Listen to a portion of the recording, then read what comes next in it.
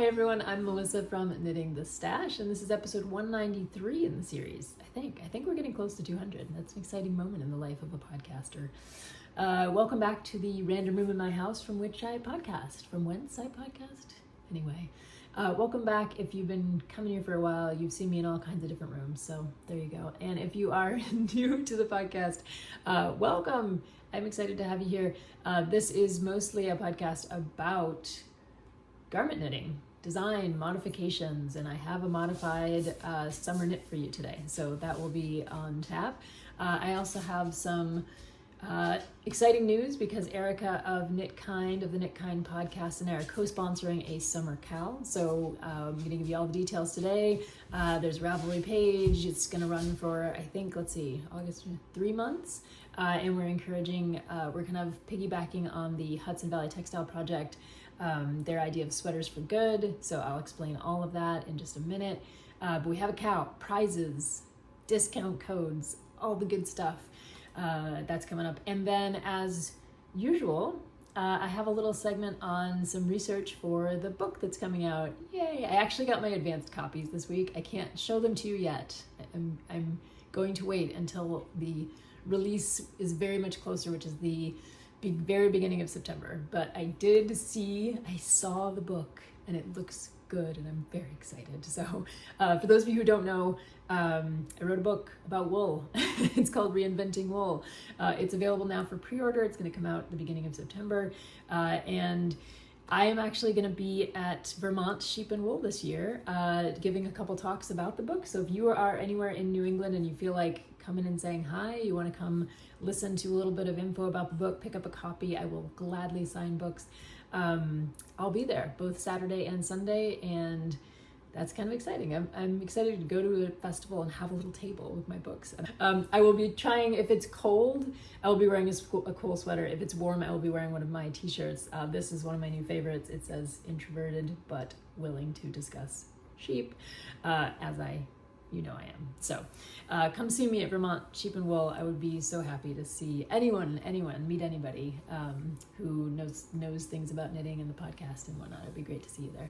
So to bring that back to the book and the point at hand, on this podcast today, I want to give you a little sneak peek into some of the research behind chapter 3, which was all about mid-century moth proofing. They did things a little differently back then in the 1950s. So I have some fun archival stuff to show you. And we'll talk about, moths in the 1950s. Should be a terrifying kind of segment. It is also kind of fitting because spring, summer is when moths, I start seeing the uptick of moth paranoia and, someone dealing with moths over on Facebook in the groups or Ravelry or wherever. So moths are on the mind for spring and summer. Okay, all that aside, I usually tell you where you can find me, just in case you're new. I am Knitting the Stash just about everywhere, obviously here on YouTube, over on Ravelry, Instagram, and on the main website, which is knittingthestash.com, and that's where you can find my online classes about design, modification, knitting, things like that. And I was just realizing today, since they've started to see an uptick again, I have a whole series of videos here on YouTube that is they're called How to Read a Sweater Pattern. So if you are coming to this podcast because you know that I do a lot with modification and design, that might be a great place to start. There's just a series of, I think there are 5 videos, totally free, available on YouTube in a little playlist. And they will help you if you've never read a knitting pattern before, just to walk through the process. I have, I think, 3 free knitting patterns that the designers were so awesome to include, allow me to include in that little mini class. And we walk through some of the patterns, we walk through what to look for. So if you're new to knitting or you know someone who is new to knitting, if you run a yarn shop, you're teaching a knitting class for the first time, those videos might be really useful to your students, and I'm so happy to provide them on YouTube. For anyone who needs to learn to knit from a pattern, because it can be an uphill climb if you've never done so before. Okay, so let's do the KAL first, just because I'm so excited about it. Erika of the Knit Kind podcast came to me and said, hey, you want to co-sponsor a knit along this summer and fall? And I was like, that sounds like a great idea. She has a new pattern that's coming out, and it is the Kinship Pullover. It just came out this week on Tuesday. It's beautiful. Compound raglan top-down design that has some really great texture, and you can knit it in multiple colors, or you can knit it in a single color. Anyway, the pattern came out. My book is coming out in September, and then we've got all the fall festivals.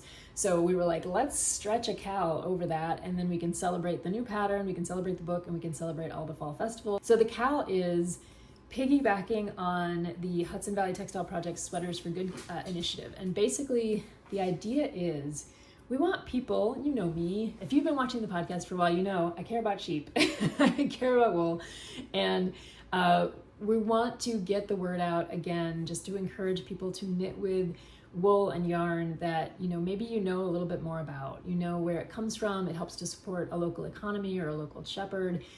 It's a small batch yarn. It's a yarn where it's possible to basically know where it comes from. So no shade on all the big brands, you know, of the world. I'm not going to name any here, that are made out of 100% wool. That's great. Knit with wool. Totally support that. We love sheep. But this is a little bit more specific. So it's like knit with wool that you know where it came from. Like you get it at a farmer's market, you buy it locally, you know, in your travels, you support something like the small batch yarns that I produce or that I support in my Block Farm yarn shop, or Bare Naked Wools, right? There are these wools out in the world that, and yarns that you kind of can learn a little bit more about where they came from, the specific sheep, the specific shepherd, the specific area. And so you're supporting, by buying those yarns, you're supporting something local, and you're getting to know maybe a different breed of sheep or a different kind of wool or a different kind of way that it's spun. Maybe you've never worked with a woolen spun before or a worsted spun or something like that. So I think Erika and I are probably going to continue over these couple months to give lots of different information out about how to find these yarns. You know, if you've been watching my podcast for a while, this is something that I'm very passionate about. How to find these yarns, how to support small batch and more local producers. So the idea is to pick one of those yarns and knit a garment. And you can show off your garment at the Fall Festival, or you can just show it off in our Ravelry finished object thread. All the information is over there. We have a Ravelry thread now that has the discount codes for both Erika's patterns, yay, 15% off. My online knitting classes, those are going to be 25% off, up through, I think, towards the end of July. We try to set that up. There's going to be prizes for finished objects. If you come over to the Ravelry thread, chat with us a bit, chat with the other KAL participants, and post a finished object, knit in a yarn that you know the story of, and you'll be entered to win the prizes. So far we have a gift certificate, we have patterns, we're going to try to get some more stuff. A copy of my book, things like that. So if you have suggestions for prizes, let us know. Otherwise we might scour around and try to find some small batch yarns and things that might be fun for prizes. And the KAL's going to run, it started July 14th with the release of Erika's pattern, and she already talked about it on the Knit Kind podcast, and it's going to run until October 15th, which kind of corresponds with somewhere between Vermont Sheep and Wool and Rhinebeck. So there you go. Whips are welcome, so if you're already working on a garment in one of these yarns with a story, great, come on over and join us. It's okay to double dip if you're knitting for another KAL and you want to come join us, that's great. And I don't know if I mentioned this, but garments. So the only requirement is that it is a garment, not a set of mittens or socks or a shawl, right? It has a torso. It doesn't have to have sleeves. It can be short sleeve. It can be a tank top. It can be... Garment is broadly defined. We're not trying to keep people out. We want to invite people in. So garment is broadly defined, and where you're getting your yarns, as long as you're thinking about where they're coming from, those are the kinds of things that we're encouraging with this KAL. So we hope you'll join us. Ravelry thread is up and ready for chatter. And this is my contribution so far to the KAL, which is knit in Green Mountain Spinnery wool. I'll talk about that in a minute. And I know Erika's sweater was also knit in Green Mountain Wool's yarn. So that's a great place to go if you're looking for a first stop on the where do my yarns come from parade. It's a really nice cooperative venture and in Vermont, and they make all kinds of different yarns. I knit another sweater in a Green Mountain Spinnery. I think it was the Lana, which I absolutely love. This is a cotton comfort, which is a wool, I think it's an 80-20 or a 70-30. Where are we? What am I? It's an 80-20 wool cotton blend. So they have lots of different yarns. I think Erika knit her sweater, the Kinship pullover, in a mountain mohair. So you need a kind of yarn, they've got it. And lots of fun, beautiful colors. And they are often at the Fiber Festival. So if you're headed to a Fiber Festival this summer or this fall, you will see them probably. I know they're going to be at Vermont Sheep and Wool, obviously, and they are almost always at Rhinebeck. So there you go. That's one of the places that you can support a yarn with a story. Yarn, especially if you live in the Northeast, great place to support yarn. That's one of the reasons I picked this, is because yes, we moved back to Illinois, but I was in New York for 4 years, and so this Green Mountain Spinnery is close to my heart, and it's a great yarn with a story. So that is what I knit my Himmel top out of, and I think I will turn us over to that now, that I've told you all about the KAL. So if you have questions about the KAL, post them in the comments here or head over to the Ravelry thread. Happy to answer it. Want to get you involved, bring your friends, let's knit together and think about where our wool comes from. Okay. So this is my Himmel top. This is a Yamagara pattern, and I have knit patterns by Yamagara before. This is Bernice, who's in Singapore, if I'm remembering everything correctly, and she hasn't moved. Lovely designer, really comes up with some fun, interesting ways to get textures and different patterns into her knits. I often modify, I modify pretty much everything I knit, and I often modify her patterns because she's coming from a warm weather place, and oftentimes I'm knitting colder weather patterns. Like I want to have long sleeves instead of short sleeves, or et cetera, knit with a woolly wool rather than a cotton, or a linen or something like that. So one of the reasons I really love her patterns is that they are super well designed, easy to follow, and super modifiable. So you can go in and pick like a totally different kind of yarn, or take her inspiration from the way that she does her texture and her patterns, like patterns within the knitting, and then do something slightly different with it. So I did that with this Himmel top just a little bit. It's not I don't know that anyone's ever seen me knit. I'm trying to think if I've ever done this. Knit like a summer knit. I usually don't do summer knits. But I'm kind of thinking it might be nice to have a few of them around, because they're quick and they're easy and no sleeves. So yeah, no sleeves. Sometimes you're just done with sleeves for a little while. So the Himmel top, this might not look like the Himmel top to many of you who know the Himmel top, because the bottom portion of it is supposed to be knit in a reverse stockinette panel, which I did. And I'm going to pop pictures in here so that you can see the original version of this. I knit the reverse stockinette panel, and I did my research. I looked at the project pages, and I was kind of surprised, honestly, because reverse stockinette panel that's kind of like a cummerbund around a waist is not always like the most flattering design element. So I was like skeptical. I was like, I don't know.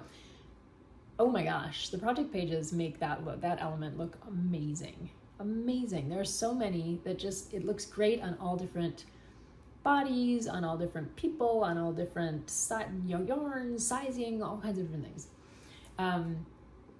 I went for it, even though this is and I thought to myself, well, maybe part of what's going on is that it's meant to be a cropped sweater. I don't wear cropped sweaters either. I'm going for something that I don't really wear. But I love the look of it, and I thought there were some really neat design elements in here. And so I went for it. I went for the reverse stockinette. And now I think part of the issue for me is that I just have a thing, you know this if you watch my podcast for any amount of time, I have a thing about not having anything tight around my waist. I just can't do it. I don't knit ribbing around my waist. I do like split hems. I want freedom to move. I don't know what it is. It's just, maybe it's because I have a very straight body, and it just doesn't feel good to have something restrictive there. So anyway, I knitted up in that reverse stockinette thing, and I put it on, and I was like, it's okay. It's okay. I didn't love it. and it looked fine on me. I might even have a photo of me wearing it. I will try to see if I have a photo of me wearing the reverse stockinette version. I will pop it in here. And I just didn't love it. So I decided to take it back out, and I pulled back that bottom reverse stockinette portion and just knit the whole thing in stockinette and finished with the same I-cord finish that's in the pattern. I like this a lot better. It just feels a little more my style. I think that's mainly what it is. And just as a reminder, like this podcast, let this be your reminder that it's okay to modify patterns just because you like something or don't like something, just because it's your style or not. So just because it feels better for you, like you don't have to be stuck to what the designer tells you. You can take elements that you love and then add elements that you also love to a pattern. And I know so many of you who watch this podcast do that all the time. So awesome. So this bottom part is in regular stockinette. I kind of forgot what needle size I was using, so I think I did it right.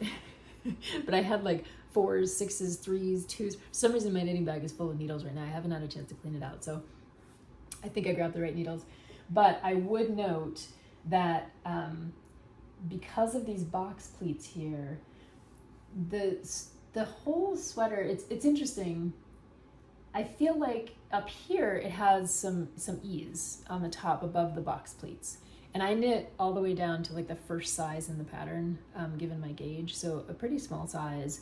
And there's still a lot of ease up here in the front, partially because you've got the chevron pattern on both sides and the chevron pattern in the back, which is going to add some ease. You can see there's quite a bit of ease here through the back of the sweater.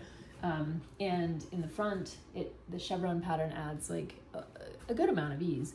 But after you do the box pleats, I feel like because of my gauge, the whole thing on the bottom didn't feel quite as the right size. So I would normally not knit something this almost has a little bit of negative ease, which again, I'm like, tight around the waist, don't like it. So I think if I were to knit this again, or if I had a recommendation for someone else knitting it and they wanted to do the stockinette instead of the reverse stockinette, it would be to start adding some increases in the side panels, which are just totally stockinette, just above the box pleats, and then to just below the box pleats and maybe do a split hem. Split hem doesn't feel super summery though. I don't know why. But anyway, I would add those, just increase right here to do like an A-line version, just that last little bit right above and below the box pleat. Because I think when you do the box pleat, even though you increase into it so that you have enough fabric to do the box pleat, it just ends up tightening everything up just enough that I would have added a few more stitches there. But I love it anyway, and I will put some photos in here of me wearing it. It's great to wear. As others have noted, because if you're knitting this in a cottony or a linen-y kind of yarn, you do want to account for the fact that this thing is going to stretch throughout the day if you're wearing it.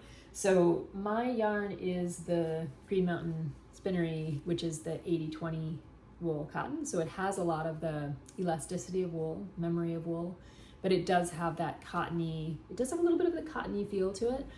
And so one of the things I was concerned about is people talked about this in the pattern pages, the straps themselves. There you go, you can kind of see them. So they're on the top of these chevron patterns in both places, and I haven't washed this, sorry. So I washed the main body, but I did wash that. I haven't washed the straps, so the straps might look a little like they need to be washed. And you're basically working with live stitches on both sides, so you can determine with the length of your straps. And I've seen some people will crisscross them in the back, which is a good move, I think. I'm kind of thinking of maybe popping these out and maybe doing like a crisscross kind of thing like this. I think I might just pull them together and do a couple little stitches there just to, because you can see it does want to just kind of like do its thing, which is fine. But I would like to have something that has a little bit more structural support for the straps. So I might do that. Yeah. Working with the cotton yarn, I think, is the main issue, but also thinking about what your comfort level is, right? Like this is a fairly open top in the back and the front. And I've seen project pages where people knit very small straps and they knit it a little bit longer, or they wear higher pants or skirts with it. And so then that's just there's so many different ways to do this top. And Bernice Yamagara talks about this in the pattern. So there's lots of different options for thinking about the strap length and things like that. The finishing around the top of the entire knit I think is really beautiful. It's just smart. This design is just smart. It has all these elements where you're picking up your stitches in such a way. See, these things are falling off on my poor mannequin. You're picking up the stitches in such a way that you're creating these beautiful, I'm not sure you can be able to see it, these beautiful elements right here, the design elements where it switches from a purl to a knit, so that the strap looks like it was integrated, and it was. The chevron pattern is really kind of fun, and it leaves the garment feeling a little flowy when you're wearing it. I just like Yamagara's patterns. I just really appreciate them. And I always want to knit more and more of them every time I do knit one. This one is no exception. I just like this one. It's very pretty. Not something I would typically wear. Again, I've been knitting a few things this year that I would not typically wear, and I don't always knit things that I want to wear. Sometimes I knit them for the technique or the pattern. I've talked about this on here before. This one just is fun to wear. It's very comfortable, and in this we've had like 90 to 100 degree heat, so this is also very much needed. And like I said, as far as our KAL goes, this is my first contribution to it. I hope there are a couple others as we go along, with the yarns with the story, sweaters for good kind of idea that we ask where our wool comes from. I'm going to use this yarn along with another yarn to make a different top. Albina McLaughlin just came out with an analog pattern that went out in her newsletter. If you're not a follower of Albina's patterns, I encourage you to become one. She's a knitwear designer based in Ireland, and she comes out with some really interesting knits. And the latest thing, because she's having some trouble with her eyes and screen time, is that she put out this analog knitting pattern, and I absolutely love it. I just want to knit it immediately. So luckily this is finished. I'm going to use this yarn for the trim, and I've got some other yarn that's more of a linen, I think, for the actual, it's like a linen blend for the actual body. We'll see how that comes out, but I'm really looking forward to seeing those two things together and getting into this analog pattern, which is so much fun. It's just so different. It's not available, I don't think, to anyone if you weren't a newsletter subscriber. And she is coming out with the digital version of the pattern soon. But analog is fun. Analog is so different in our knitting world, and I really just appreciate it. So way to go, Albina. This one, it's keeper. So that's Himmel and the KAL, the Sweaters for Good KAL. And now let's turn over to a little book vibe stuff. It seems like these little segments have been of interest to many of you, so I'm just gonna keep the ball rolling. So Reinventing Wool, which is coming out in September, is like my contribution to the community. I wanted to offer some new stories about wool and what happened to wool in the mid 20th century when all the synthetics were on the rise. And the main story that we're often told is that wool just kind of disappeared, that it just lost its market share, and that's why we don't have like wool everything anymore, because everybody was like, oh, synthetics are so great, wash and wear, and we don't have to deal with all the problems of wool. There's some interesting stuff that happened in the mid-century. A lot of those problems came from modern innovations that created the conditions for the problems, but let's set that aside for a second.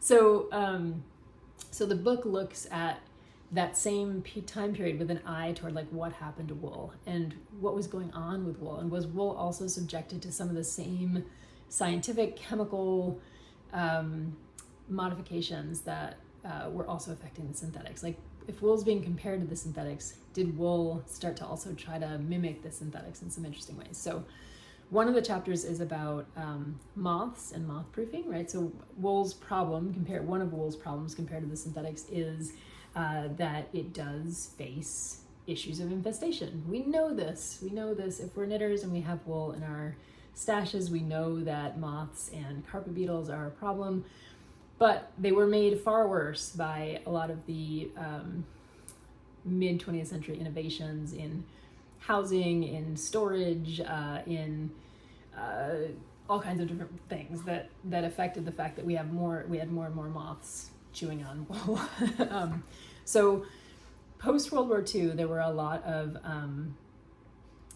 a lot of wool left over after the World Wars, sitting in warehouses, and they were like, well, if it sits in a warehouse, it's going to be subject to moths like eating it, and that's kind of a problem because we have a lot of wool, and it's expensive, and it's a strategic material for the country because it's the military. So they went to work, the USDA went to work trying to find solutions for this issue. And what they found is a DDT based moth proofing rinse that I talk about in chapter 3. So today I have for you the USDA's Clothes Moths and Carpet Beetles, How to Combat Them. This little ditty came out in, I feel like the original was 1953, yes. And then it was revised again in 57, and then in 61, and maybe 65. So it was kind of continually produced for maybe about a decade. Now this is one of the Home and Garden bulletins. Home and Garden bulletins have been coming out since, I want to say it was the 1950s, all the way up until the 2000s. So you may or may not have seen one of these little Home and Garden bulletins for other issues. Like they have tons of them about gardening and about storing food and all kinds of things. So this one is about moths, right? Clothes moths. And the woman on the cover is actually not a domestic like housekeeper or a homemaker or anything like that. She's actually working in a lab. Surprisingly enough, there was a lab devoted to stored products research, and it was in Georgia, and they would basically put things that were, a stored product, so something like grain or wool or lots of other things, in a room with the insects that were going to eat that thing, and see what happened. So and go through various treatments and then see if that worked to help stop the combat the actual infestation. So she's putting her fingers through a moth-eaten cloth here, but the USDA discovered this DDT-based moth rinse, and it was mostly for the military at first, but it worked so well that they started selling it to civilians in 1953. So this little bulletin is all about how to use different moth-proofing rinses, sprays, all the things we don't use DDT anymore. There's a good reason for that. But there are also tons of other insecticides out there that we also don't use, or we wouldn't recommend using on clothing, baby things like, blankets and things like that. But back in 1953, it was like, put your woolens in the rinse with all the insecticides, and you know what? They're protected from moths, and that's great. Rinse them out before you wear them, right? Or dry clean them, which is also a problematic thing. So we have insecticide oil solutions, and that included DDT, Dieldrin, methochlor, I can't quite pronounce that one, chloridane, lindane, strobane, and perthane. They're sold as liquid oil solutions to be applied with a sprayer. There are fluoride solutions, there are paradichlorobenzene and naphthalene, those are like mothballs, lots of other things, just wonderful things that you really want to like have close to your skin. But interestingly enough, they do talk a lot about preventative measures in here.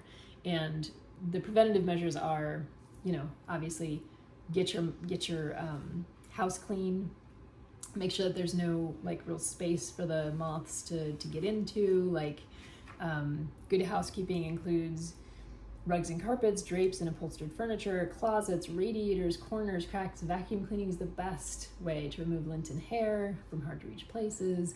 All those things, and all those things, a lot of them used to be made from wool. So moth proofing a household was a big endeavor. It wasn't just like, a lot of us these days will take like, all my sweaters that I wore, I've got to wash them all, and that's kind of a pain in the butt. But back in the day, it was like bedding, it was carpets, it was drapes, And, you know, even things like car seats were made out of wool, like the upholstery in cars, piano hammers, like there was wool everywhere in places that we don't have wool anymore. And so the moth proofing process in the spring was a big deal. And so a booklet like this was intended to help housewives or those doing the moth proofing, which was usually housewives, usually women, to be more successful. And so the first thing was like, keep your house clean. And the second thing was dip everything that you can in, or spray it down with some kind of insecticide, including DDT. So there you go, 1953 Home and Garden Bulletin. I talk about the particular USDA option in chapter 3. It has a funky name, and it is it's been overlooked. Like, people haven't talked about it when they've talked about DDT. So yeah, you'll have to read the book to find out exactly what it is and more about it, and more about that fun laboratory in Georgia where they were putting all the woolens in rooms with moths. Ugh, makes us all shiver. But that's part of chapter 3, and that's my archival stuff for you today. Reinventing Wool, coming out in September. Should be a fun read. I'm really looking forward to seeing y'all at Vermont Sheep and Wool, and yeah, seeing y'all reading the books. I just want you to read it. I just want you to like enjoy it as much as I enjoyed writing it. So there you go. All right. We did a lot today. We had Himmel, we had the Sweaters for Good KAL, and we had some archival stuff. I encourage you to get over to the Ravelry thread and hang out with Erika and I, because we really want to have a fun KAL with lots and lots of people doing knitting with wool that you know the story of, it's local to you, that you can tell us about, all that fun stuff. So please do join us over there. And of course, I want to thank the my own Patreons in here. That is Lenore, Laura, Kendra, Rose, Jennifer, Mary, Tony, and Christine. Thanks so much for supporting this podcast specifically. And thanks to everyone else for supporting with comments, likes, shares, subscribes, all those things. It's always wonderful to have some time to come into this random room in my house and talk to you about wool and yarn with a snoring, sleeping dog. I'm not sure if you can hear the snoring, but she's snoring. I'll see you in a couple weeks. Bye-bye.